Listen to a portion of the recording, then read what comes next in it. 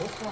Vous allez bien? Toujours et vous? Oui, vous connaissez la vidéo maudite, Quelle donc? la vidéo démoniaque, vous Oui. connaissez? Oui, C'est celle que l'on met sur YouTube et qui mystérieusement disparaît. exactement. Voilà. Donc on pense qu'elle a été supprimée, Oui. euh, notamment dans le langage qu'il y a dedans. Oui, parce que YouTube, des fois, strike, c'est-à-dire retire une vidéo parce qu'il y a certains mots-clés que l'algorithme repère. Et donc comme ça, il enlève des vidéos. Voilà. Donc nous avions dit à Laurent, mais oui, Raid le démon, on l'a déjà publié, critiqué, etc. Va te voir dans les vidéos, elle s'y trouve. Vérification, elle ne s'y trouve pas du tout. Voilà, Donc, donc on s'excuse et on refait notre retour. voilà, et on va essayer de bien choisir nos mots cette fois-ci. Voilà. Alors, avant tout, qui es-tu, Gilbert? Alors Gilbert, c'est un auteur et poète né Oui. en 1929 à Brooklyn. Attention, il est également décédé là-bas en 2006. Ce roman est paru en 95. Il a en tout et pour tout à peu près 25 livres, autant de fiction que de poésie. Oui. C'était un professeur à l'université. À part ça, voilà.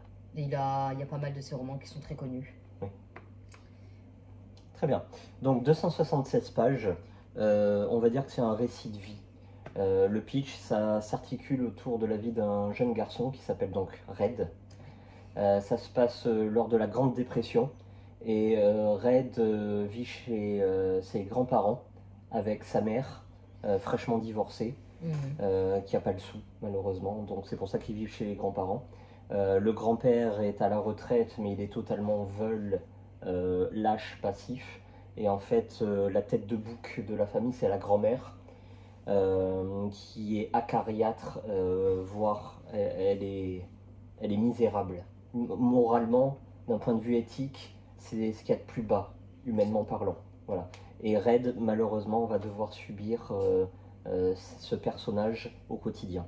Voilà, donc en gros, on va suivre la relation, naissante ou non, existante ou inexistante, de Red avec sa grand-mère. Voilà. Donc en fait, c'est un jeu du chat et de la souris pervers.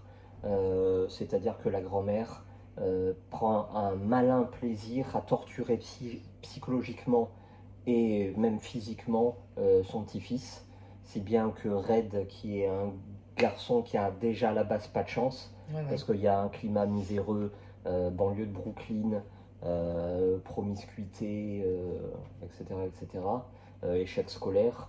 Des fois, il se fait tabasser la gueule par les petites racailles du quartier. En plus, chez lui, c'est encore pire que dehors. Il y a toujours cette grand-mère qui... c'est un poison. Met la pression. Voilà. Donc en gros, c'est quoi le but? Arrivé à un moment, Red va très bien comprendre que qu'il fasse le bien ou qu'il fasse le mal, il va recevoir. Voilà. Mais il va bien recevoir. Donc il va se dire, bon, tant qu'à faire, autant que j'aille dans le mal. Et c'est pour ça, et c'est comme ça qu'un petit garçon qui a pas de chance, ça va le rendre mauvais, quoi. Il va devenir un démon. Voilà. Attention, on ne s'étire pas dans toute sa vie, ça va s'étirer en un an et demi. Et le gamin, malheureusement, il va en voir des vertes et des pas mûres. As-tu aimé? C'est très bien écrit. Voilà. Il y a de l'humour, mais c'est de l'humour cynique qui te fait grincer des dents. On aime la psychologie de personnage. C'est ça en fait, la torture. Là, les personnages, ils sont décrits parfaitement. Et cette grand-mère, bon, t'as envie de la tuer. Voilà. Hein. Ce personnage-là, il te met les frissons, tellement t'as envie de lui rentrer dedans. Voilà. Après, bémol, eh bien, il ne va pas vraiment y avoir d'évolution au cours de ce roman-là. Mis à part à la fin, où effectivement, le rapport entre la grand-mère et le petit-fils va changer. J'en dis pas plus. On va pas vous dire pourquoi, oui. Voilà. Mais sinon, il n'y a pas vraiment d'évolution. Voilà. Comme je dis, ça reste sur une année, comme tu as cité. Et ouais, le personnage de Red change, pas dans le bon sens. À part ça, il n'y a pas grand-chose à se mettre sous la dent. Voilà. Après, c'est court. Il y a des moments d'intensité, il y a des moments qui sont un peu plus lents. Voilà. Est-ce que je le conseille? Oui. Est-ce que tu le conseilles? Oui. Pour... C'est exactement comme Le démon de la colline au loup. Oui. Ou aux éditions Le Tripode. Exactement. Voilà. Ça change. Franchement, c'est des livres qu'on lit presque jamais.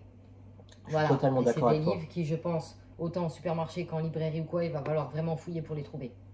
Ah ça, sur Babelio, il n'y a aucun commentaire. Voilà. Chose qui est incroyable. Ça qui est, Incroyable. J'ai jamais vu un livre où il n'y a pas un seul commentaire. Bah, celui-là en fait partie. Voilà. Cet auteur-là, il n'est pas connu en France. Voilà, c'est surtout aux États-Unis. Ouais, c'est ça, je pense. Et pourtant, il écrit, mais vraiment très bien. Donc, c'est des lectures qui sortent de l'ordinaire. Totalement. Et donc, on peut que conseiller. Hein. Si vrai. vous avez envie de découvrir quelque chose, bah allez-y. Voilà. Donc, attention, c'est dur. Ah oui, c'est pas pour tout le monde. Hein. C'est vraiment, c'est un récit de vie, mais noir, vraiment. Et en plus, ça touche un gamin. Exactement. Si vous êtes déjà... non, j'allais dire des choses. C'est ce que je m'apprêtais à dire. C'est peut-être pour ça qu'on s'est fait striker. Voilà, j'ai d'y penser. Ouais, donc non, voilà, je vais m'abstenir de tout commentaire. Donc voilà. Est-ce qu'on le conseille Ah oui, moi je le conseille. Public averti. Oui. Allez-y. C'est ça. On vous a tout dit, hein, donc vous savez dans quoi vous engagez. Très bien. Bon, est-ce qu'on lui met une note ou pas? Allez. Je t'en prie. Un petit 7. Un petit 7? Oui, c'est beau. Allez, un petit 7. Allez, je suis d'accord avec toi. Merci beaucoup. Merci beaucoup et à bientôt. Et Laurent, profite bien en croisant les doigts pour que tu la vois. À la vidéo, oui, bien sûr. Allez bonne soirée. Hein.